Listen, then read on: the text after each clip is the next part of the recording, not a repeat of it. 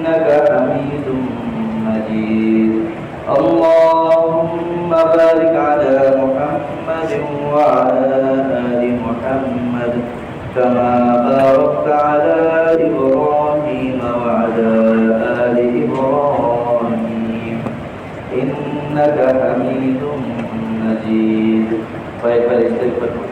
أستغفر الله ربي من كل ذنب وأتوب إليه لا حول ولا قوة إلا بالله العلي العظيم. أستغفر الله ربي من كل ذنب وأتوب إليه لا حول ولا قوة إلا بالله العلي العظيم. أستغفر الله ربي من كل ذنب وأتوب إليه لا حول ولا قوة إلا بالله العلي العظيم. ইস্তেগফার যখন করা হয় তখন নিজের অপরাধ গুনাহের দিকে খেয়াল করে করা চাই। রসুম হিসাবে পড়ার কাজ করতেছি দিল অন্যদিকে, তাহলে এই পড়ার দ্বারা ইস্তেগফারের যে উপকার লাভ এটা হবে না। ইস্তেগফারের পরিপূর্ণ ফায়দা অর্জন করতে হলে আমি অপরাধী, আমার দ্বারা অনেক গুনাহ হয়ে গেছে, আল্লাহর সামনে আমি নিজের সেই গুনাহের কথা স্মরণ করে দিলের ভিতরে এক ধরনের অনুতপ্ততা নিয়ে আল্লাহর কাছে ইস্তেগফার করা, ওই ইস্তেগফার আমাকে উপকার করছে। শুধু পড়ার কাম মুখে জবান উচ্চারণ করতেছি, যদি খেয়ালে না আসে তাহলে এই ইস্তেগফার দ্বারা পরিপূর্ণ ফায়দা পাওয়া যায়। জন্য আমি কি পড়তেছি, এই দোয়াগুলো পড়া হয় ওই দোয়াগুলোর অর্থ জেনে তারপরে পড়া চাই। আমি ইস্তেগফার করতেছি, ইস্তেগফারের ভিতরে আমি কি বলতেছি, এছাড়া আরো বিভিন্ন দোয়া করি, অর্থ না জানলেও উপকার আছে, বাকি অর্থ জেনে পড়লে যেই উপকার, যে ফায়দা, যে স্বাদ পাওয়া যাবে, অর্থ না জেনে যদি শুধু শুধু করি ওই স্বাদটা পাওয়া যাবে না এবং ওই উপকারটা ফিল হবে না, ওই উপকারটা পাওয়া যাবে না। উদ্দেশ্য আর মাকসাদ সামনে স্পষ্ট থাকবে না। এই জন্য ইস্তেগফার করি, বিভিন্ন দোয়া করি, আরো মসজিদে প্রবেশ করার দোয়া, বের হওয়ার দোয়া, ইসলামখানায় প্রবেশের দোয়া, বের হওয়ার দোয়া, হুজুর দোয়া, ঘুমের সময় দোয়া, ঘুম থেকে উঠার দোয়া, খানা খাওয়ার শুরুতে দোয়া, শেষে দোয়া, দস্তরখানা উঠানোর দোয়া, এই যে বিভিন্ন সুন্নত আছে আল্লাহ রাসূল সাল্লাল্লাহু আলাইহি সাল্লামের রেখে যাওয়া আদর্শ, এই সুন্নতগুলো তো আমরা জীবনে বাস্তবায়ন করব, জীবনের প্রতিটা ক্ষেত্রে এগুলো আমল করব। কিন্তু এই ক্ষেত্রে খেয়াল রাখা আছে আমি যা করতেছি, কি করতেছি, এই বলার উদ্দেশ্য কি, আল্লাহ তাআলার কাছে কি চাইতেছি, এই চাওয়াটা যেন আমার জেহেনে হাজির থাকে। তো ইস্তেগফারের বিষয়টাও আমি আমার অপরাধগুলোকে সামনে আনবো আর ইস্তেগফারের হাকিকতকে সামনে রাখবো। তাহলে ইস্তেগফার করার সময় আমার দিলের কাইফিয়ত, চেহারার ভিতরে একটা ভয়, একটা আতঙ্ক, একটা অনুতপ্ততার ছাপ আসতে হবে। আমার দিলটা এমন হতে হবে যে চেহারার দিকে তাকাইলে মনে হয় যে আমি আসলে অনুতপ্ত। তাহলে ওই ইস্তেগফার দ্বারা আল্লাহ রাব্বুল আলামিনের কাছে যে উদ্দেশ্য, ওই উদ্দেশ্য আমার এবং আপনার অর্জন হবে ইনশাআল্লাহ। যাই হোক, নাহমাদুহু ওয়া নুসাল্লি আলা রাসূলিহিল কারীম, আম্মা বা'দ। ইসলামী মজলিস, মাসিক ইসলামী মজলিস, হযরত মুহতামিম সাহেব দাওয়াত বারাকাতুহুম এর ইসলামী মজলিস। হুজুর অনেক বড় একজন বুজুর্গ মানুষ, আল্লাহওয়ালা মানুষ, হয়তো আমাদের কাছে সবসময় থাকেন, এজন্য আমরা কদর করি না, আমরা হুজুরের মর্যাদা অতটা বুঝিও না, দিইও না। তো হুজুরের নিসবত অনেক বড় নিসবত।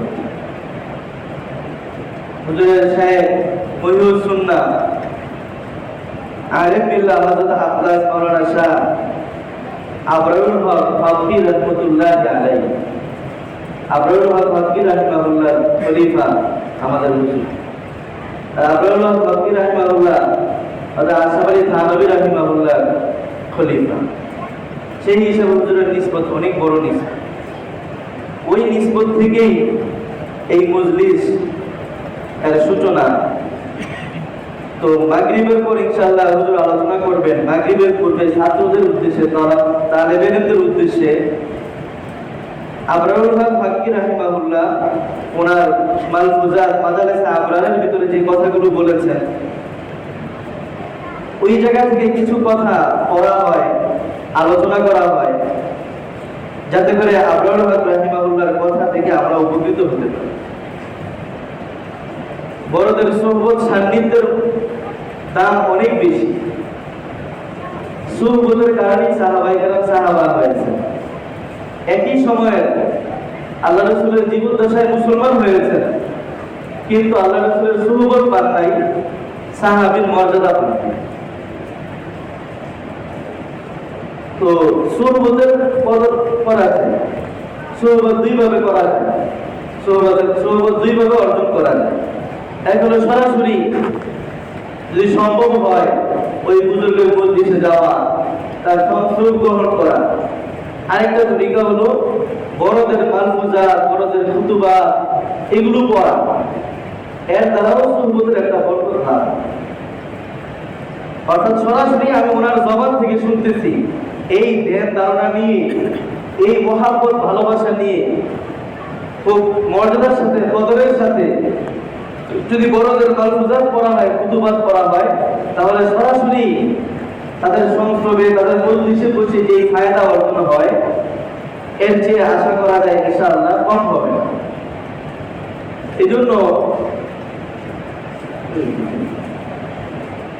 এজন্য খুব মহাব্বতের সাথে খেয়াল করে শুনতে হবে, খেয়াল করে শুনতে হবে, দিলের ভিতরে বুঝার নিয়তে শুনতে হবে, তাহলে ইনশাআল্লাহ দিলের ভিতরে আসবে। দিলের দরজা যত বেশি খোলা থাকবে, তত বেশি দিলের ভিতরে নূর আসতে থাকে।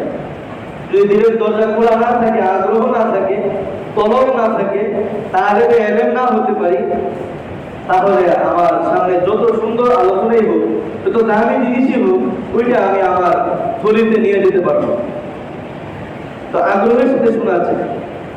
13 নম্বর মালফুজের ভিতরে হযরত বলেন, पढ़ने में नियत खिदमत दीन और रिज़ाए खुदावंदी की रखे और इज्जत और जाह दुनियावी की नियत हरगिज़ ना करे। अच्छे नियत से अगर पढ़ेगा तो ज़माने तौलिब इल्मी में अगर मर जाएगा तो शहीद होगा। सुबहानाल्लाह। उन्हीं बोलें जे পড়ালেখা যখন করবে তালেবে ইলম, তখন তার নিয়ত থাকবে দ্বীনের খেদমত করা, আল্লাহ তাআলার সন্তুষ্টি অর্জন করা।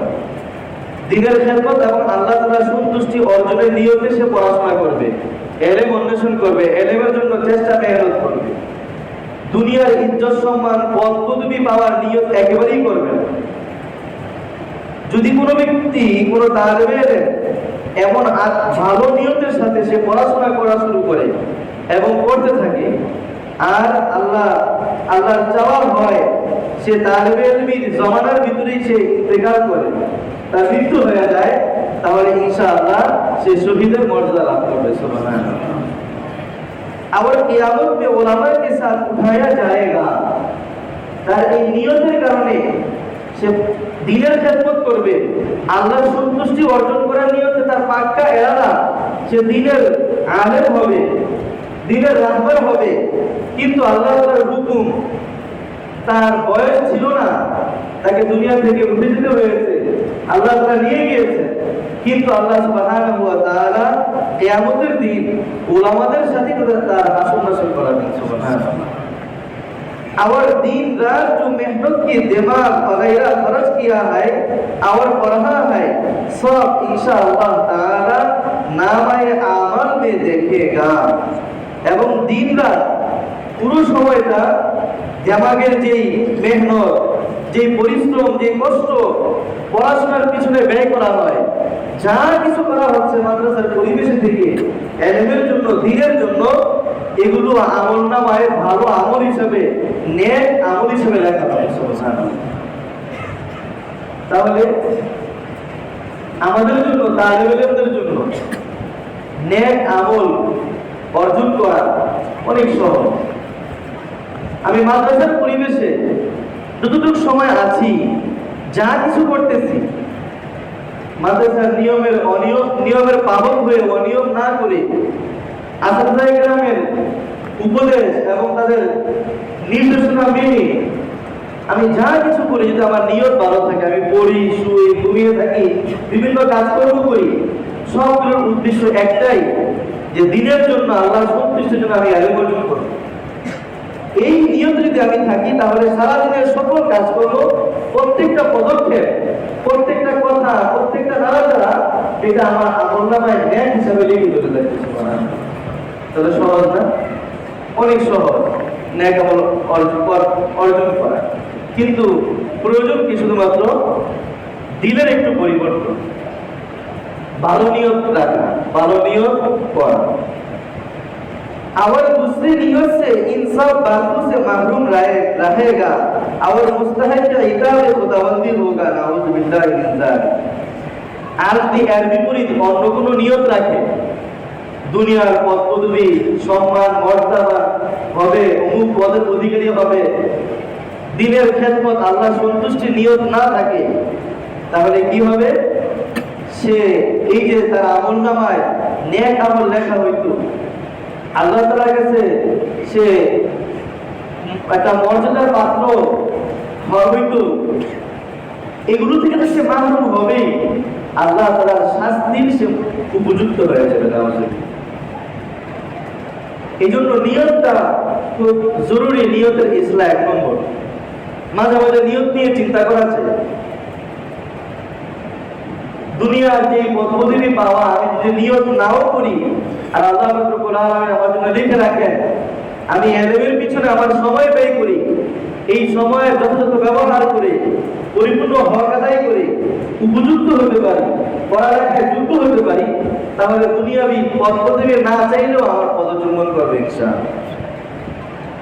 আমাদের বড়রা দেখা গিয়েছেন, যারা বড় হয়েছেন, কেউ বড় হওয়ার আকাঙ্ক্ষা নিয়ে বড় হন নাই, বড় হতে চান নাই, বড় পদবি চান নাই, কিন্তু আল্লাহ তাআলা ওই পর্যন্ত নিবেন, বড় বানিয়ে দিয়েছে।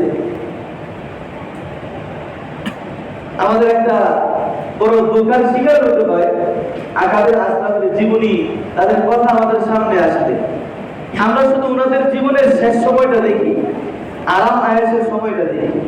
অমুকে হেলিকপ্টার নিয়ে ঘোরাফেরা করে, অমুকে বড় দামি গাড়ি নিয়ে ঘোরাফেরা করে, অমুকে অমুক পদবি নিয়ে অবস্থান করেছে, চলে, কিন্তু ওনাদের জীবনের শুরু অংশটা আমরা দেখি, করি না, জানতে চেষ্টা করি না, উপলব্ধি করি না, ফলে ধোঁকার শিকার হয়ে যায়।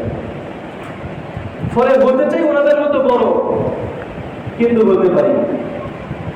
ওনাদের জীবনের শুরুটা কেমন ছিল, কিভাবে ওনারা তালেবের জীবনটা, জিন্দেগিটা অতিবাহিত করেছে, কি পরিশ্রম করেছে ইলমের পিছনে। আজকে বড় বড় পদ ওনারা যথাযথভাবে পরিচালনা করতে পারতেছেন, এর কারণ কি? ওই তালেবের জিন্দেগির যে সময়টা, প্রত্যেকটা মুহূর্তকে ওনারা কদর করেছে, ওই সময়টা কদর করেছে। ফলে আজকে ওই যোগ্যতার উপর ভিত্তি করে দুনিয়া তাদের পায়ের নিচে চলে আসে। এই জন্য নিয়তটা খুব খালেস রাখা চাই, মাঝে মাঝে নিয়তের তদারকি করা যায়, হিসাব নেওয়া যায়, আমি কোন উদ্দেশ্যে পড়তে এসেছি। যদি দুনিয়ার উদ্দেশ্যই হয়, তাহলে মাদ্রাসার পরিবেশের থেকে লাভ। দুনিয়ার উদ্দেশ্য হয়, কতটুকু উদ্দেশ্য, আল্লাহ সন্তুষ্ট উদ্দেশ্য না হয়, দিনের খেদমত উদ্দেশ্য না হয়, তাহলে দুনিয়া মাদ্রাসার পরিবেশের থেকে শুধুমাত্র সময় নষ্ট করে লাভ। আমার দ্বারা উপকার হবে না, নিজের উপকার হবে না, মানুষের উপকার হবে না, বরং আমি ওই পথে আলোকিত হয়ে যাব, নিজেও ক্ষতিগ্রস্ত হব, আশেপাশে যারাই আমার সংস্পর্শে থাকবে সবগুলোকে শেষ করে দিই। যখন নিয়ত খারাপ থাকবে, তখন আমার অবস্থা এমন। এজন্য নিয়তকে শুধরিয়ে নেওয়া শুরু থেকেই খুবই জরুরি।